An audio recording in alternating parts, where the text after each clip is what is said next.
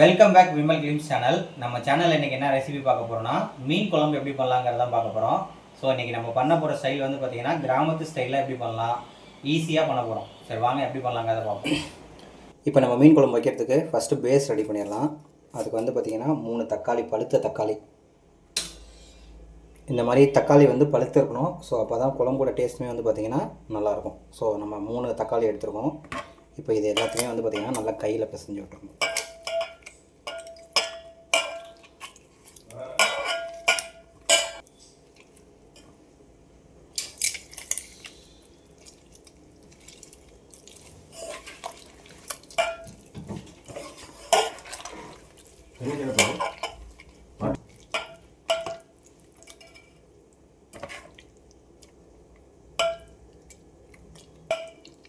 So தக்காளி வந்து பார்த்திங்கன்னா இந்த அளவுக்கு கையிலேயே நல்லா மேஷ் பண்ணி பிழிஞ்சுக்கணும். நம்ம இதை கூட இப்போ புளி ஆட் பண்ணிக்கலாம். நம்ம வந்து பார்த்திங்கன்னா ஒரு பெரிய எலுமிச்சைப்பழ சைஸ் புளியை ஒரு அரை மணி நேரம் நல்லா ஊற வச்சு ஸோ நல்லா கரைச்சி வச்சுருக்கோம். இதை வந்து இப்போ ஆட் பண்ணிக்கலாம். மீன் குழம்புக்கு எப்பயுமே புளி கொஞ்சம் தூக்கலாக இருக்கணும். அப்போ தான் குழம்போட டேஸ்ட் வந்து நல்லாயிருக்கும். அது மட்டும் இல்லாமல் நம்ம புளி எடுக்கும்போது புது புளியை விட கொஞ்சம் பழைய புளி எடுத்தோம்னா டேஸ்ட்டு இன்னும் பயங்கரமாக இருக்கும். பழைய புளி வந்து பார்த்திங்கன்னா கொஞ்சம் கருப்பாக இருக்கும்.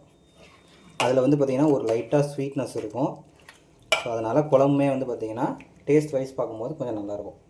இப்போ நம்ம இது கூட 2 பச்சை மிளகாய் ஆட் பண்ணிக்கலாம்.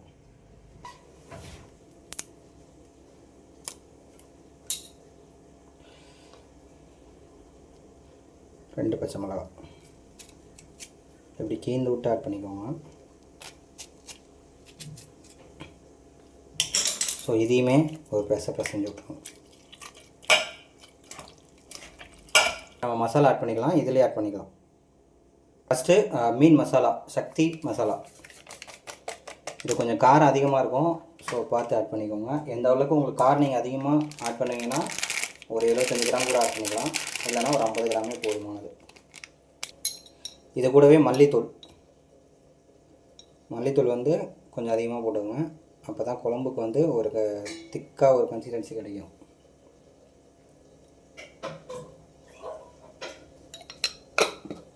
அப்புறம் வந்து பார்த்திங்கன்னா மஞ்சத்தூள் 1 டேபிள் ஸ்பூன் போட்டால் போதும். அதுக்கப்புறம் வந்து பார்த்திங்கன்னா குழம்பு மிளகாய்த்தூள், அதாவது வீடுகளில் அரைக்கக்கூடிய குழம்பு மிளகாய்த்தூள், அப்படி இல்லைன்னா கடையில் இருக்க மிளகாய்த்தூள்.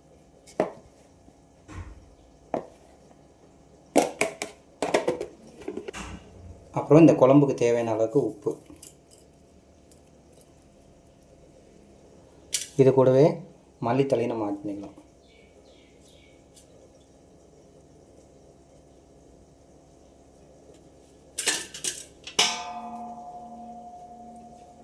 இதை ஃபஸ்ட்டு கட்டி இல்லாமல் நல்லா கரைச்சிக்கணும். ஸோ கொஞ்சமாக தண்ணி ஊற்றி ஃபஸ்ட்டு கரைச்சிக்கணும்.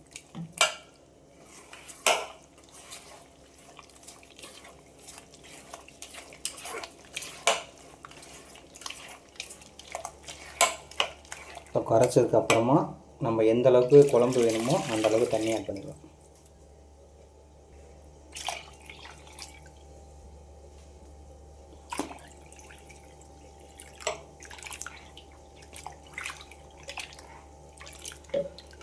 ஸோ ஃபுல்லாக கரைச்சிட்டு இப்போ வந்து செக் பண்ணணும் உப்பு, புளி, காரம். புளி கொஞ்சம் கம்மியாக இருக்குது, புளி ஆட் பண்ணிக்கலாம். புளி வந்து கொஞ்சம் நல்லா தூக்கலாகவே இருக்கணும். கொஞ்சம் புளி ஆட் பண்ணிக்கலாம்.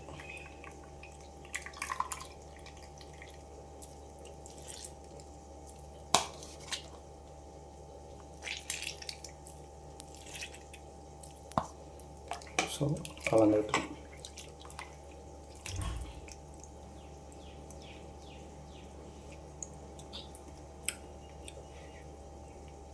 கரெக்டாக இருக்குது.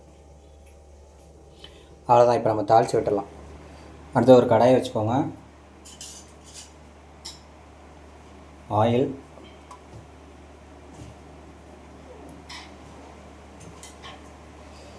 நல்லா ஹீட் ஆகட்டும். 1 ஸ்பூன் வெந்தயம். ஸோ வெந்தயம் நல்லா பொரிஞ்சோன்னே சோம்பு, அப்புறம் ஜீரகம் கொஞ்சம், அதுக்கப்புறம் வந்து பார்த்திங்கன்னா கடுகு.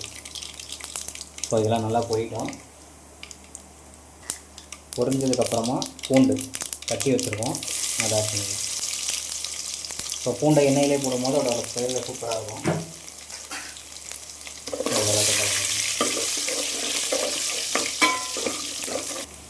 அடுத்து வந்து பார்த்திங்கன்னா கருவேப்பிலை.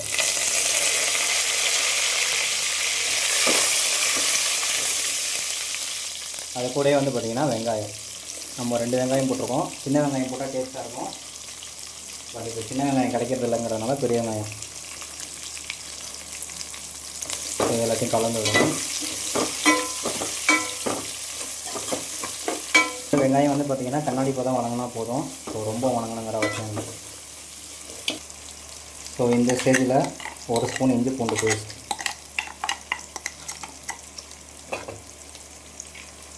ரொம்ப அதிகம் போடக்கூடாது, கம்மியாக போடணும்.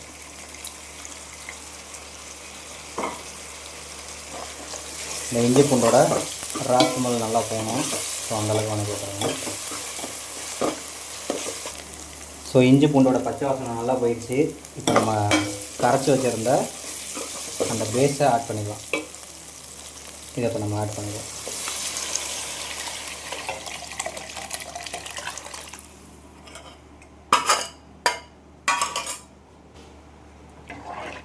ஸோ குழம்பு இன்னும் கொஞ்சம் உங்களுக்கு அதிகமாக வேணும்னா இன்னும் கொஞ்சம் தண்ணி ஆட் பண்ணி மசாலா ஆட் பண்ணி கொதி விட்டு மீனை போட்டோம்னா மீன் குழம்பு ரெடி. ஸோ இருக்கிறதுலே சிம்பிளான டிஷ் வந்து பார்த்திங்கன்னா மீன் குழம்பு வைக்கிறது தான். ஸோ நம்ம ஸ்டைலில் ஒரு தடவை வச்சு பார்த்துட்டு எப்படி இருக்குங்கிறத சொல்லுங்கள். இப்போ நல்லா கொதி வரட்டும். குழம்பு வந்து பார்த்திங்கன்னா நல்லா கொதிச்சிட்ருக்கு. புளியோட பச்சை வாசனை, இப்போ நம்ம போட்டிருந்த மசாலாவோட பச்சை வாசனை எல்லாமே நல்லா போகணும். ஸோ அந்தளவுக்கு நல்லா கொதிக்க விட்டுருங்க. இப்போ வந்து பார்த்திங்கன்னா 1/4 மணி நேரம் நல்லா ஸ்லிம்லேயே கொதிச்சிட்ருக்கு. ஸோ இப்போ ஓப்பன் பண்ணி பார்ப்போம்.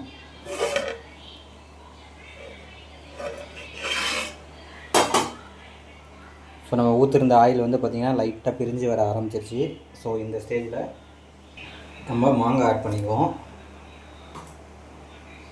மீன் குழம்புக்கு மாங்காய் ஆட் பண்ணிங்கன்னா டேஸ்ட்டு பயங்கரமாக இருக்கும்.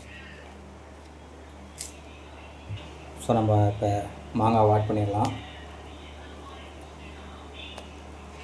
மாங்காய் எப்பயுமே இந்த மாதிரி காயாக இருக்கிறத விட இந்தளவுக்கு ஒரு செங்காவாக இருக்கிற காயாக போட்டிங்கன்னா குழம்பு வந்து இன்னும் டேஸ்ட்டாக இருக்கும். மாங்காய் போட்டதுக்கப்புறம் ஹை ஃப்ளேமில் வச்சுருங்க. ஒரு 2 நிமிஷம் கொஞ்சம் நம்ம மீன் ஆட் பண்ணிடலாம். இப்போ மாங்காய் போட்டாச்சு, ஒரு 2 நிமிஷம் ஆயிடுச்சு. குழம்பு வந்து பார்த்திங்கன்னா நல்லா போயிடுது. இந்த ஸ்டேஜில் வந்து நம்ம மீன் ஆட் பண்ணிக்கலாம். ஃபஸ்ட்டு இந்த மண்டை பகுதியை போட்டுருங்க, அப்புறம் மற்ற பீஸை போடலாம்.